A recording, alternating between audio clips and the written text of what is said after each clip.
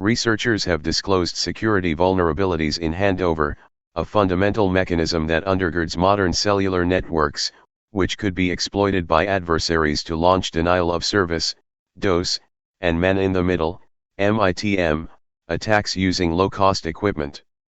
The vulnerabilities in the handover procedure are not limited to one handover case only, but they impact all different handover cases and scenarios that are based on unverified measurement reports and signal strength thresholds, researchers Evangelos Bitsikas and Christina Popper from the New York University Abu Dhabi said in a new paper.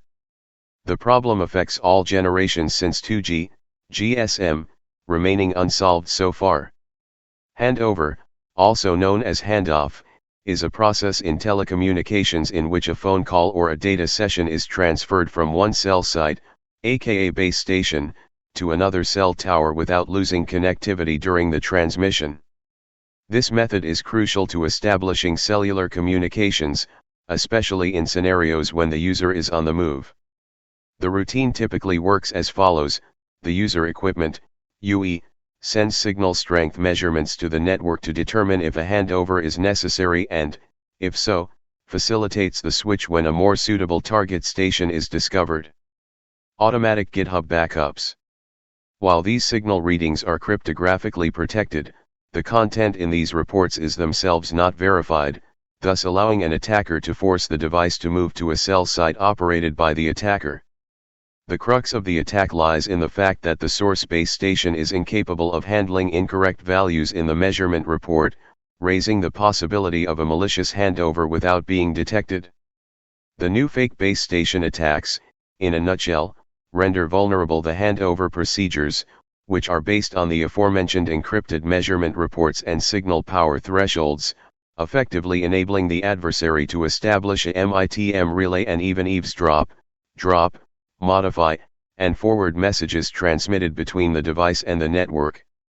If an attacker manipulates the content of the measurement report by including his/her measurements, then the network will process the bogus measurements, the researchers said. This is possible by imitating a legitimate base station and replaying its broadcast messages, attracting the device to a fake base station. The starting point of the attack is an initial reconnaissance phase wherein the threat actor utilizes a smartphone to collect data pertaining to nearby legitimate stations and then uses this information to configure a rogue base station that impersonates a genuine cell station.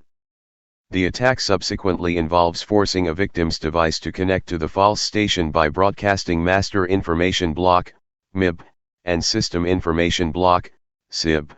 Messages information necessary to help the phone connect to the network with a higher signal strength than the emulated base station.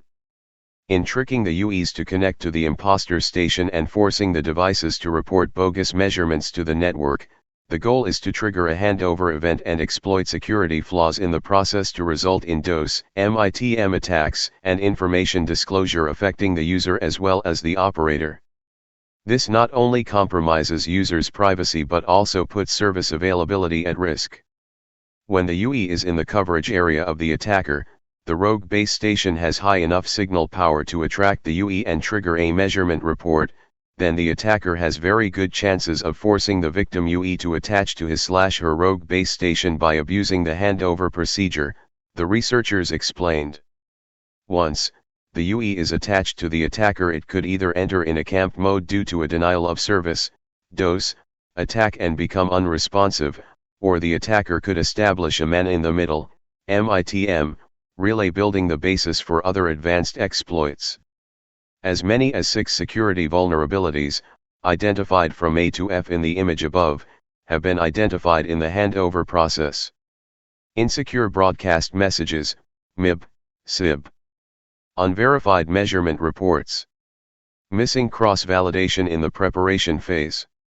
Random access channel, RACH, initiation without verification. Missing recovery mechanism, and difficulty of distinguishing network failures from attacks.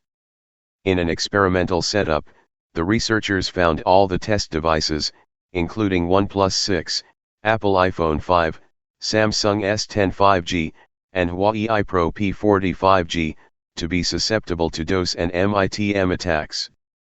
The findings were presented at the annual Computer Security Applications Conference, ACSAC, held earlier this month. Found this article interesting.